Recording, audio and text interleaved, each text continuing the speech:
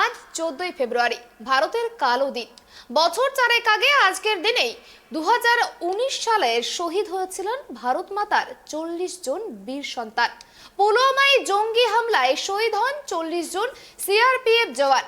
পুলওয়ামা হামলার দিনটিকে স্মরণ করে টুইট করলেন প্রধানমন্ত্রী। সেই স্মৃতির শহরটাকেই ফিরে দেখলেন এদিন মোদি। টুইটে তিনি বলেছেন, বীরদের আত্মত্যাগ ভোলার নয়।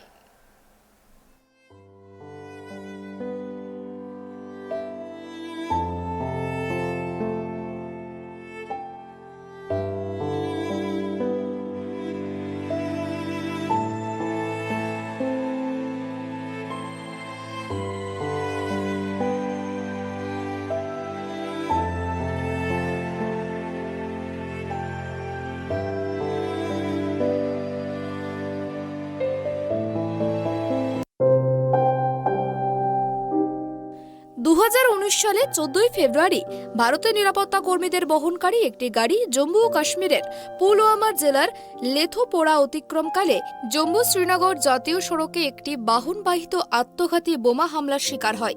এই হামলাকাণ্ডে 40 জন সিআরপিএফ কর্মী এবং আক্রমণকারীর মৃত্যু হয়। এদিন টুইটে মোদি বলেন, পুলওয়ামা হামলায় এদিনে আমরা আমাদের বীরদের হারিয়েছি।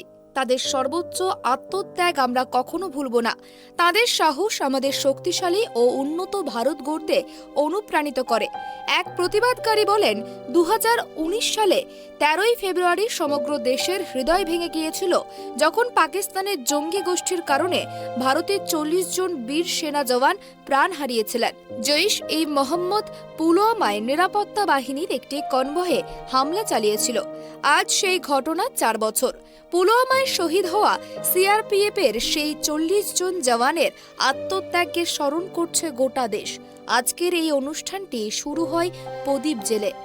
শহীদদের উদ্দেশ্যে 2 মিনিটের নীরবতা পালন করা হয়। প্রসঙ্গত, 78টি কনভয়ে যাচ্ছিলেন 2500-এর বেশি সিআরপিএফ জওয়ান। জম্মু ও শ্রীনগর থেকে যাচ্ছিলেন তারা। 44 নম্বর জাতীয় সড়ক দিয়ে কনভয় যাওয়ার সময় হামলা চালায় জঙ্গিরা।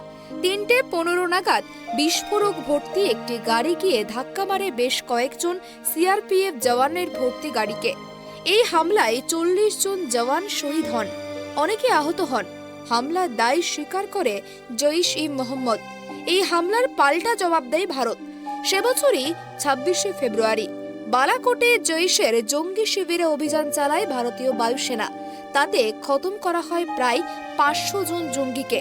এই ঘটনার পর কেটে গিয়েছে 4 বছর, কিন্তু এই দিনটিকে ভারতের কালো দিন হিসাবে দেখা হয়। বীর জওয়ানদের আত্মত্যাগ স্মরণ করে গোটা দেশ। Bureau report, tribe TV.